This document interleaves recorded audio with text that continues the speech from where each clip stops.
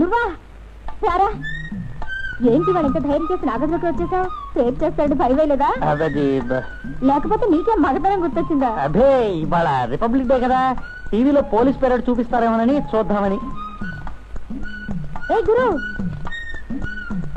అబ్బా మరీ అంత డ్యూటీ మైండ్ ఎలా గురు ఎదురుగా పడుచు పిల్ల నేనుంటే ఇటు చూడక పెరేడ్ చూస్తానంటే అది ఎంతోసేపు లేదు 10 నిమిషాలే అది చూసి ఏమొస్తాను చెప్పు ఆ 10 నిమిషాల్లో ఎన్నో ముద్దు ముచ్చట్లు తీర్చుకోవచ్చు రా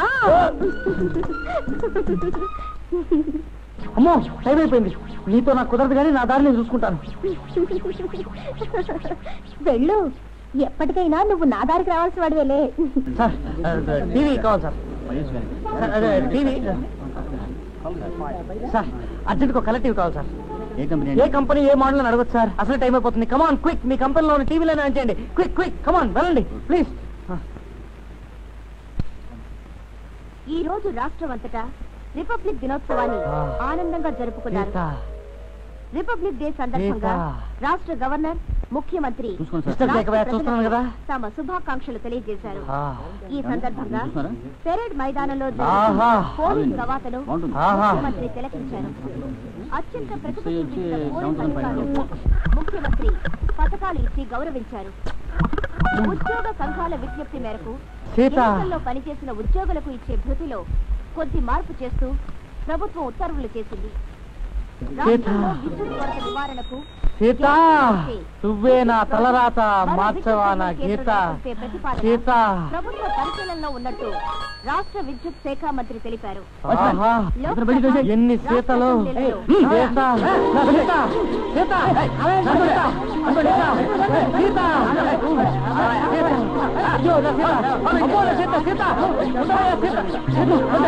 బిస్మిల్లా రెహమతుల్లా అమానుల్లా గోల్కొండ కిల్లా అల్లా బిస్మిల్లా ఎక్కడ నాయనా నీ గల్లా ఇదిగో జరుగు ఇద్దరు కాదు బై ఉదర్ ఉదర్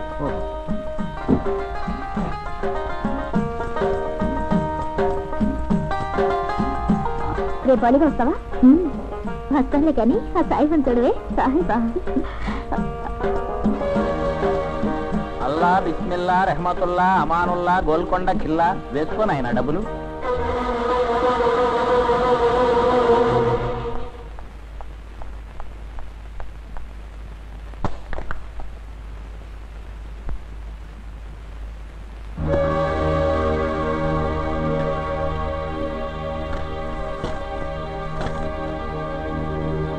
ఏం సీత అలా ఉన్నావు నీ ఆయన గారి గొప్పతనం చూసి పిచ్చిక్కి చూచి పెద్ద జన్మ ఇలాంటి బతుకు బతకపోతేనే అమ్మా సీత అలా అనకూడదమ్మా ఇంత పత్రానికి ఏం చావలే ఇంకా నేను ఏడిపించుకు తినద్దు రాజ్యం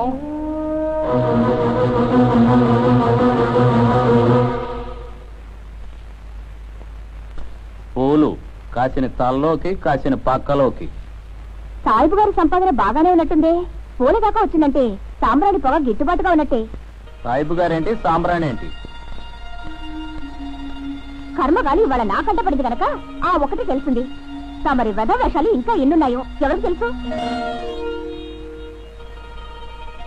జన్మెత్తగానే సరికాదు మనిషి అన్నాక కొంచెం ఉచ్చ నీచు తెలియాలి మమ్మల్ని గాలి వదిలేసి ఇల్లు పట్టకుండా తిరిగేది చాలక మన బతుకి వెధ వేషాలు కావాల్సి వచ్చాయా కర్మో గ్రహచారం అనుకొని వేలకింత పెండ పడేస్తున్నానుగా ఇంకా ఈ దరిద్రపు కొట్టు బతికెందుకు కాలు చెయ్యి ఉండి కూడా సిగ్గు లేకుండా కట్టుకున్న పేర్లతో సహా నా మీద పడి పంది కుక్కలా బతుకుతున్నావు అది చాలక నా పరువు చేయడానికి కాకపోతే ఆ దిక్కుమాల వేషాలెందుకు అన్నగా పుట్టావు గనక మొహన కాటి చుమ్మలేక అయిపోయిందా నీ ఉపన్యాసం ఎన్నంటే ఏముంది దొన్నపోతు మీద బాణ కూర్చున్నట్టేగా చెల్లెమ్మా తప్పమ్మా నీ వాగ్దాటినంత తక్కువ అంచనా వేసుకోకు అది వాన దివిసీమ తుఫాను గొక్క తిప్పుకోకుండా చాలా కష్టపడ్డావు గాని విష్ణుమూర్తి హాయిగా పాల సముద్రం మీద లక్ష్మీదేవితో కాళ్లు పిసికించుకుంటూ పడుకోలేక 10 అవతారాలు ఎత్తాడా అది తెలిస్తే నన్ను ఇలా దులిపేసేదానివే కాదు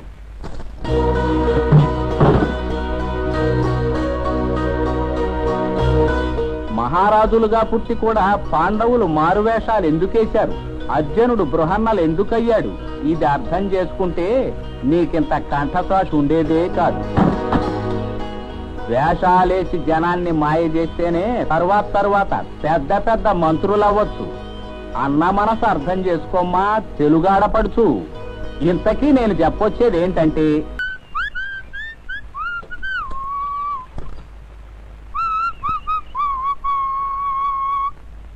ఎవరు కావాలండి? TV news reader miss Sita. వచ్చిన పని పర్సనల్. మీరెవరండి?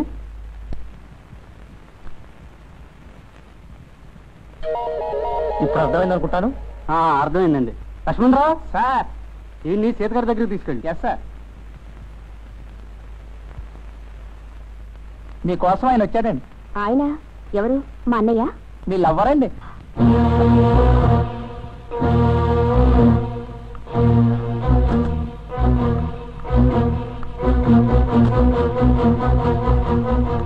ఎవరు మీరు?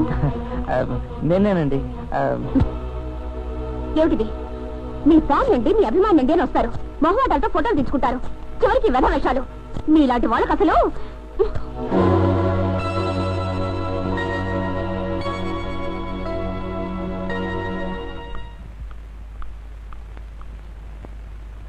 ఏమిటి?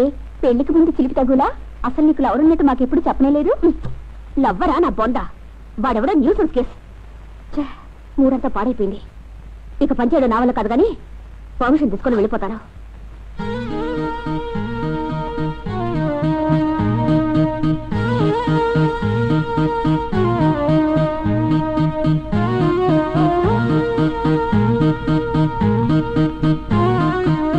ఏమండి?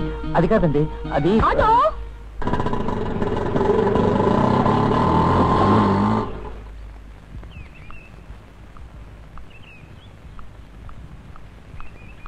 ఏమండి? సీత గారు ప్లీజ్ నా మాట వినండి. నన్ను అపార్థం చేసుకోకండి ప్లీజ్. ఏమండి? సీత గారు, సీత గారు ప్లీజ్.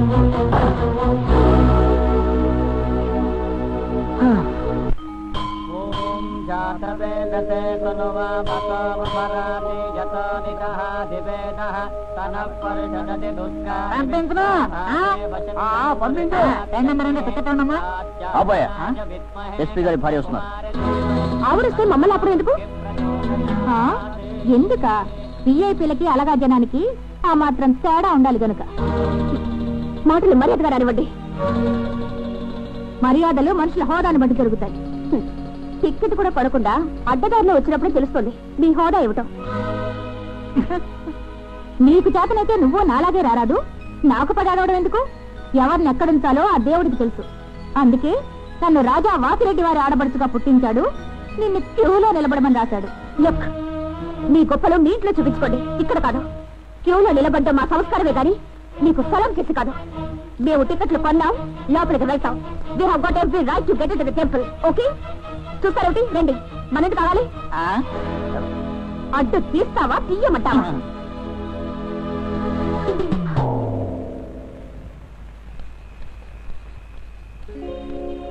ఇదేంటిది? బాలనాగమ్మ టపీమని కుక్క పిల్లగా మారిపోయినట్టు నాయకురాలు నాగమ్మ లాంటి నా చెల్లి మహాలక్ష్మికి హఠాత్తుగా మంచి బుద్ధి పుట్టుకొచ్చేసిందా? తలుపులు తీసే ఉంచింది. ఈ లెక్కన అమెరికా వాడు అణుబాంబులు తయారు చేయడం ఆపేసినట్టే. వచ్చేసారా? తొందరగా లోపలికి రండి. మీ చెల్లి చూస్తుందంటే మిమ్మల్ని నన్ను కూడా చోట్లేస్తుంది. ఇది నీ నిర్వాకమా నా పతివ్రతా సతీమణి? మనకంత లెవెల్ లేకపోయింది గాని నీ పతిభక్తి కథను సినిమా తీసి చెల్లె పెళ్ళామా అని పేరెట్టి వదిలితే దడదళ్ళ ఆడిపోయేది. సర్లే, జాగ్రత్తగా తలుపేసుకుని తొందరగా లోపలికి రా.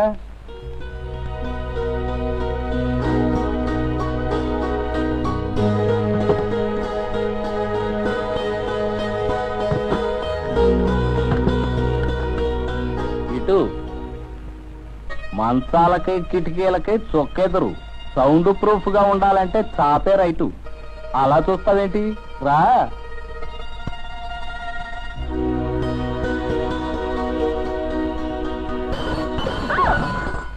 ఇదేంటి చెంబు మోగిందంటే చాపకు కూడా నిరసన ప్రకటించిందా?